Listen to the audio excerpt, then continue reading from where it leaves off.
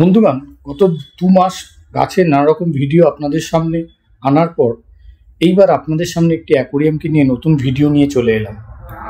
আমার একটি পরিত্যক্ত অ্যাকোরিয়াম যা নোংরা হয়ে পড়েছিল, সেই অ্যাকোরিয়ামটি পরিষ্কার করে নতুন জলে ভরে নতুন করে সাজিয়ে তুলব তাই মনস্থ করে ফেললাম।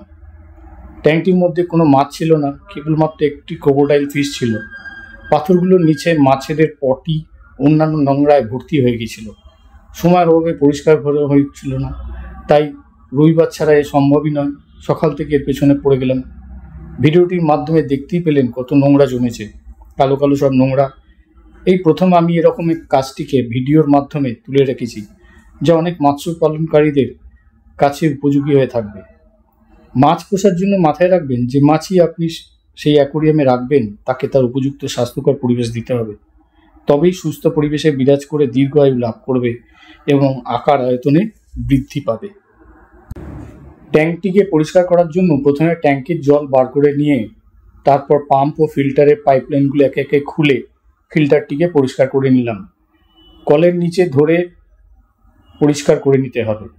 এরপর সাবধানে আর অন্যান্য সাজানো জিনিসগুলো এবং পাথর বার করে নিয়ে একটি বালতিতে রেখে তারপর সেটিকে কলের নিচে ধরে ঘষে ঘষে পরিষ্কার করে নিলাম।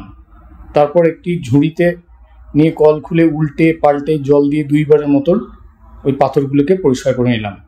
শেষে ঝাঁকিয়ে তলার গুঁড়ো ময়লাগুলোকেও বার করে নিয়েছি। এরপর ট্যাঙ্কটিকে সামান্য একটি লেবুর কোয়া দিয়ে ভেতরের দিকে সারফেসে বুলিয়ে জলের তোড়ে ধুয়ে নিয়েছি। পাইপের সাহায্যে বারবার জল দিয়ে স্পঞ্জের একটি বড় টুকরো দিয়ে ঘষে পরিষ্কার করে নিতে হবে। সকল বস্তুকে রোদের মধ্যে রেখে শুকিয়ে নিয়েছি। তারপর ট্যাঙ্কের 2 দেওয়ালে বাইরে নীল রঙের পেপার লাগিয়ে দিয়েছি এবং প্রতিটি ধারকে রঙিন সেলোটেপ দিয়ে মুড়ে দেওয়া হয়েছে। এছাড়া উপরে ও নিচে থার্মোকলে সাজানোর জন্য বস্তু দুটিকেও নতুন করে সেলোটেপ দিয়ে মুড়ে দিয়েছি। এই ডেকোরেশনে কাজে আমাকে আমার স্ত্রী মৌমিতা ঘোষ ও বড় ছেলে সিদ্ধার্থ ঘোষ সহায়তা করেছে। ট্যাঙ্কটি পরিষ্কার হয়ে যাওয়ার পর এবং পাথর এবং অন্যান্য সামগ্রী পরিষ্কার করে নেওয়ার পর আমি প্রথমে মোল্ডেড ট্রান্সপারেন্ট পাথরগুলোকে একটি ঝুড়িতে তুলে নিয়ে এসে ট্যাঙ্কের মধ্যে ঢাললাম।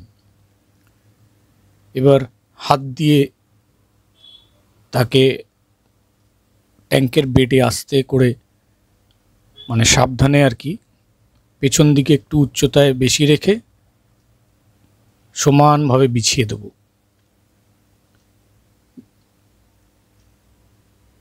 সাথে কিছু এত ঝিনুকও চলে এসছে, যেগুলো একসময় আমি সমুদ্র থেকে কুড়িয়ে নিয়ে এসেছিলাম। এখন সেই বিছানোর কাজ চলছে।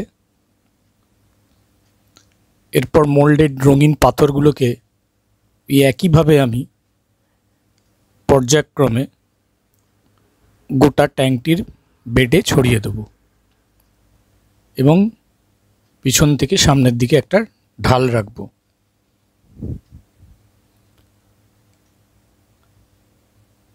মাছেদের পরিবেশ করে তোলার জন্য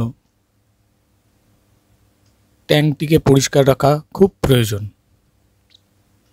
পরিষ্কার জল এবং যে সমস্ত সামগ্রী সেগুলোকেও মাঝে মাঝে পরিষ্কার করে নিতে হয়। আমার যেহেতু ট্যাঙ্কটি অনেকদিন পড়েছিল, তাই আমি অনেকদিন বলতে বেশি খুব একটা নয়, এই মাসখানেক, নতুন মাছ আনতেও পারছিলাম না, তার কারণ একটা সিজন চেঞ্জ চলছে। তো এবার আমি সুন্দর করে সাজিয়ে দেখি কি মাছ আনা যায়।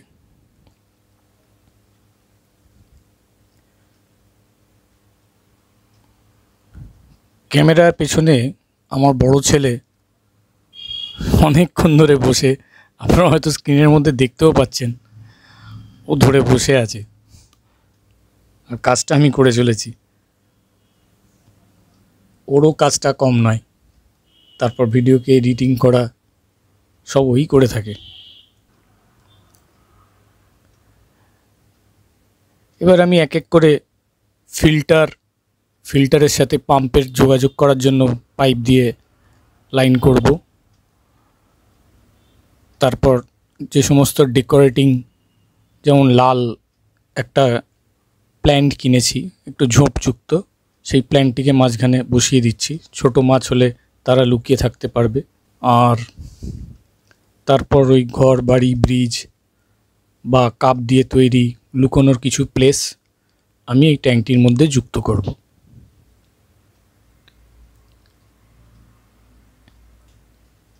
একটি বাটি স্থাপন করে সেই বাটির মধ্যে আমি পাইপলাইনের জলটা ওর মধ্যে ঢালছি, যাতে ডাইরেক্ট আমি যদি স্টোনের ওপর ফেলি স্টোনগুলো ছড়িয়ে যাবে।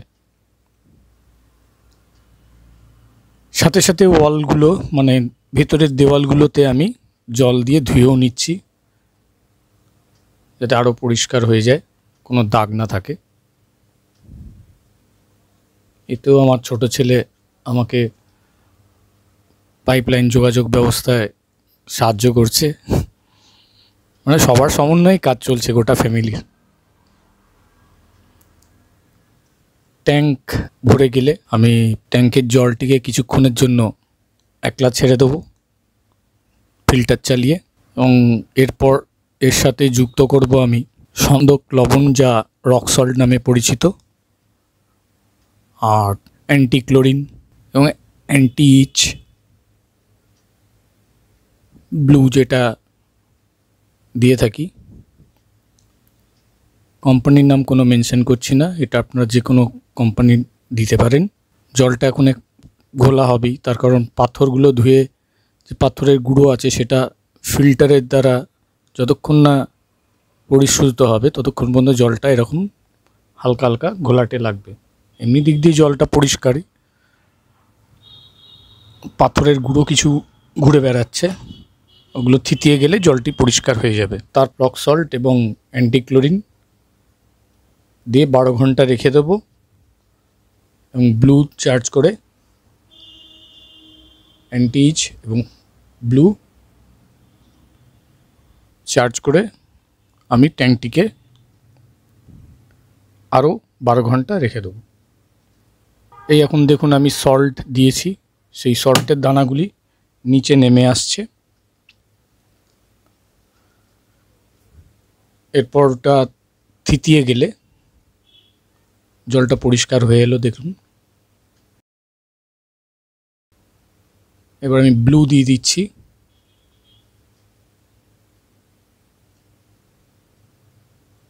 ব্লু দেওয়ার পর আমি 12 ঘন্টা রেখে দেবো ট্যাঙ্কটিকে, মানে পরের দিন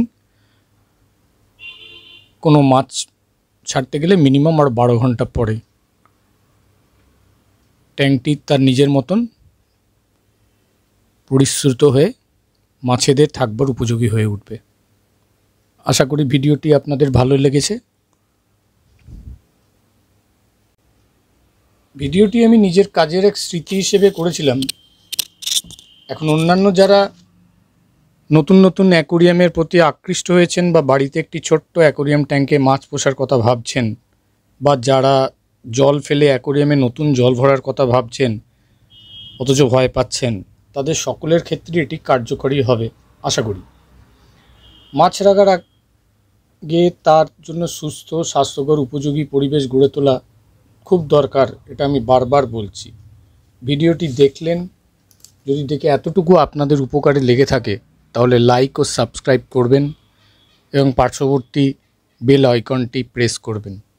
পরবর্তীকালে আমার নতুন ভিডিও আপনাদের কাছে তৎক্ষণাৎ পৌঁছে যাবে সবার আগে। নমস্কার, সাব্বা খ্যার, চাও।